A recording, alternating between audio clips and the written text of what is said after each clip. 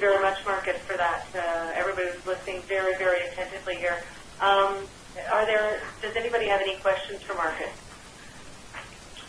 And can you please speak up, because you guys are all very faint. Yeah, sorry about that. This is Jill Kowalczyk from an organization called Cyberra in Canada. And my question was, you had said that Intersect had a 2.3 or 5, I can't remember, $1 million startup from the state government. Is that annual, or what's your sustainability model? So Intersect basically has, I guess, three major sources of income. The money that we got from the state government was effectively a one-off, a seed capital injection, albeit smeared out a little bit over the first 3 years. Our recurrent revenue is our membership subscription, and the universities basically pay a fee to get access to services, and they pay on effectively a research intensity kind of thing, or a capacity to pay kind of idea. That brings in about a third of our revenue today. Another third comes from these national programs. So we are formally the New South Wales node of ARCS. That means we have some of our people funded by ARCS to provide services. The other third comes through these project activities. When we talk with the research community, they often say, look, I've got $50,000 or $100,000 to do some of this, can you do it for us? And we say, sure, we can do that. And depending on whether somebody's a member organisation or an affiliate organisation or a commercial partner organisation, there's a little bit of a markup at those levels. So we basically have those three streams, and obviously each one of them is potentially quite lumpy. If we have one of the universities, one of the larger universities leaving us, for example, that's a fairly large hole in our budget. So the intention is to try and diversify those revenue streams across at least those three areas. That doesn't mean we wouldn't go and hit up the government for the occasional additional injection from time to time, of course. You'll have to speak up, Mike. Marcus, this is Mike Ryvick from BC at the Provincial Regional Network in British Columbia. And I seem to remember you giving a talk, and I'm old and my memory's fuzzy, but at CANARIE in Calgary, did you give a talk on this before here in Canada?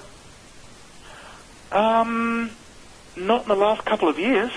Maybe not. Okay. I thought there was another similar initiative then. So I just want to thank you, because we're going forward before our provincial government for something similar. So I'll probably be in contact and try to use you as a reference in the papers. So I just want to thank you for your presentation. Oh, pleasure. And look, we have some documentation that talk about, for example, our value statement, our members charter, and so on. So if you're interested in the model, I can send you some documentation through. That would be great. If you can send it to me, Marcus, and then I'll pass it around.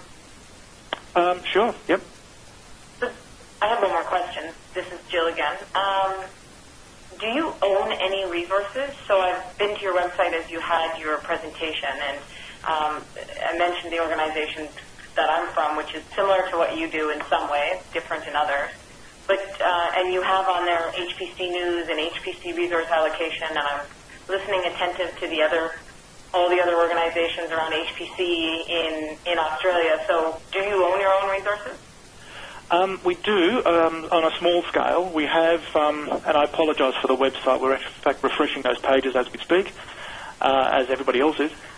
We currently have a small to mid-range cluster. We used to have two of them, but one we decommissioned late last year. And what we've done is we now have one shoulder facility, and we've bought a partner share in the national facility. So the national facility has its own business model, where a fraction of it is allocated to a national merit scheme, and the remaining fraction is actually owned by partners. And so we own about 5% of the national facility now. And that means we can do resource allocation against that partner share as well. And this is starting to be a more interesting conversation where, we can provide a service that looks like we own the infrastructure, but we actually subcontract to people who already do it and do it well. And we're now having a similar conversation around data storage. So that new money, that $312 million, includes about $50 million for data storage infrastructure. So we're talking about building probably a couple of hundred petabytes worth of storage nationally. And some of that may end up in New South Wales, and some of that may end up being run by us. And effectively we'd be the contracting agent to the government for that. We've also got some small pots of money from some of our projects and participation in grants that also allow us to buy infrastructure. So we're looking at putting in some temporary small-scale storage to support researchers. So where it makes sense to own something cross-institutionally, we are quite happy to own it. But at this stage, it is pretty much just the core services infrastructure of that small supercomputer and our basic service servers. But that's about it at the moment. Marcus, Walter Stewart. I'm a consultant to CANARIE. I visited Australia in 2006, and I visited a compute facility in New South Wales, and I'm blanking on its name, but it was AC3? a restored railway yard. Yes, AC3. Are you a successor to that organization? That's exactly the organisation I was referring to. So basically, AC3 is the centre who are out there at the old railway yard. They are now a subcontractor to us to be our host. They are very good at running IT infrastructure. They run a very good data centre, and it's well connected. But that's where they stop. And so we've basically left our supercomputer sitting out there with them. But they've sort of stepped back, and they basically now have less than 5% of what they do is to support universities, and the remaining 95% supports government and industry. So yes, in a way we've become their successor.